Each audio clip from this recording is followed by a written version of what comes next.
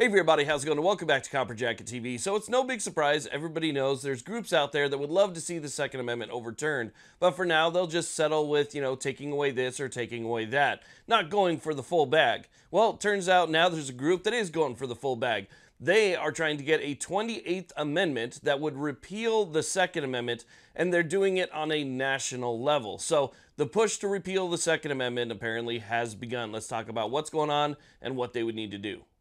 This channel is proud to be sponsored by SDI, Sonoran Desert Institute. If you ever wanted to take your hobby to the next level, check out their online courses by clicking the link down in the description box or calling 480-999-4767 and get a head start on your future today. This video is brought to you by Smith & Bradley watches, built to withstand active pursuits, punishing environments, and demanding jobs. Smith & Bradley watches are designed not only for adventure and tactical environments, but also for the boardroom and daily life. Smith & Bradley watches are built tough to last a lifetime with a guarantee to match, like with this Sands 13 Tactical Sports Watch, which has a 42mm bezel made out of 316L stainless steel. It's got a NATO strap and it's 12mm thick. It also has a rotating bezel, glows in the dark, and has excellent quartz movement. Smith & Bradley has an excellent catalog with a watch designed to fit anyone. So check out Smith & Bradley watches with the link below and get the watch you deserve.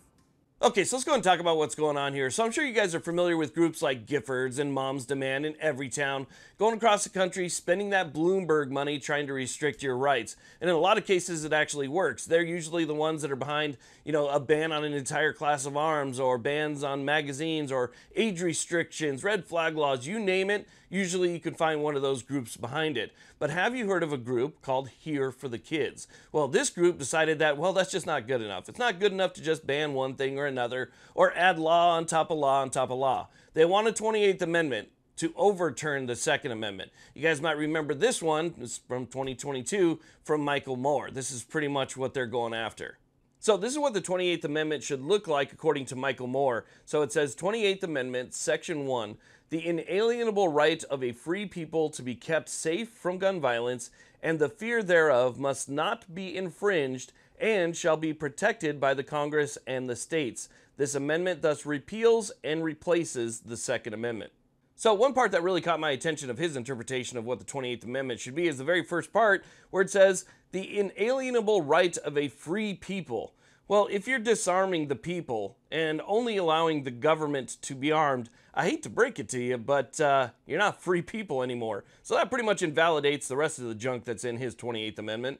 So how does this organization actually plan to get this done? Well, first off, they wrote a letter to 27 different governors trying to get them on board so that the states can push for this new amendment. Now, in protest of the current Second Amendment, they've decided that they're going to launch a sit-in, which they've already started, in the state capital of Colorado. So they're basically sitting in front of the state capitol and they're protesting. It's supposed to be some type of silent protest, but they're there protesting until the governor basically heeds to their demands, which is to, well, basically ban everything in the state. That's what they're looking for. They're not looking for, a little bit of this or a little bit of that. They say that they're sitting there so that the governor will ban all firearms in the entire state, period. And they plan on doing this in all of the states until they get what they want.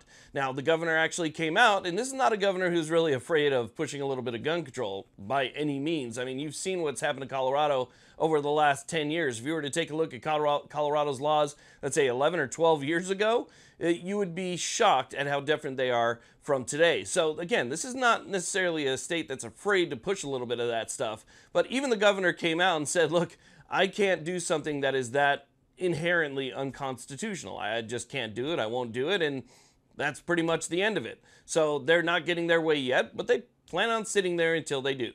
So it seems like their plans are to go state to state and confront governors until governors concede to their demands, which again are pretty heavy. They want all firearms in the state to be banned and bought back by the government, which is interesting because the government never owned them, so how can they buy them back? So basically what they want them to do is they want them to seize what you have, seize your property, and then maybe give you a $50 grocery card or $25 in Kohl's cash.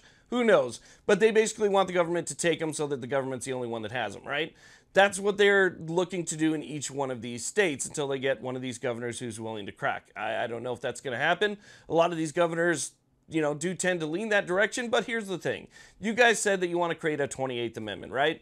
And in the 28th Amendment, as per Michael Moore, he uses the phrase must not be infringed, which is interesting because you must not respect that phrase in any way because the second already says shall not be infringed, but you would like to infringe on it to the point where it doesn't exist anymore and then create your own amendment that we're supposed to respect. So you don't respect the amendment that currently exists, but again, we're all supposed to respect the one that you basically are trying to forcefully create.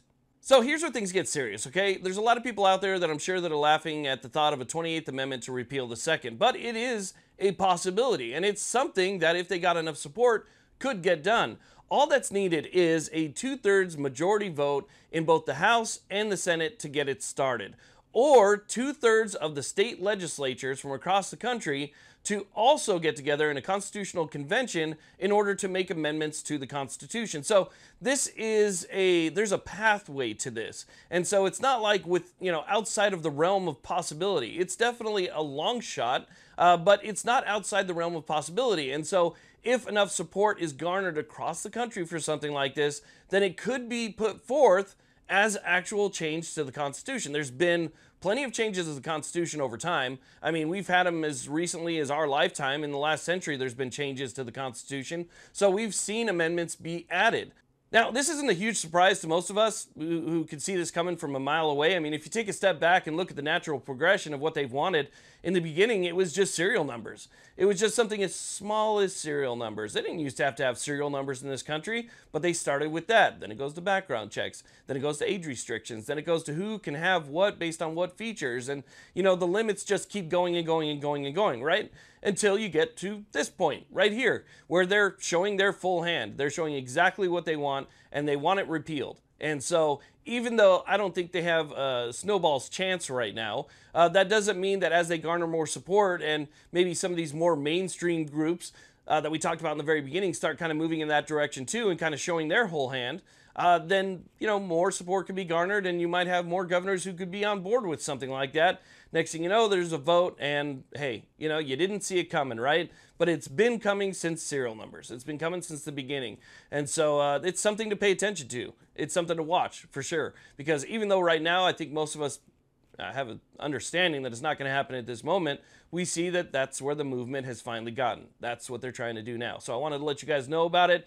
Looks like the sit-in protest is going to be happening for the next 4 days or so, and we'll see what happens, but it looks like, at least for now, the Colorado governor says, nope, it's not going to happen in the state. So anyway, just pay attention to what's going on, and you'll see the progression yourself. Thank you all very much for watching. I really do appreciate it. Please like, subscribe. Have a great day.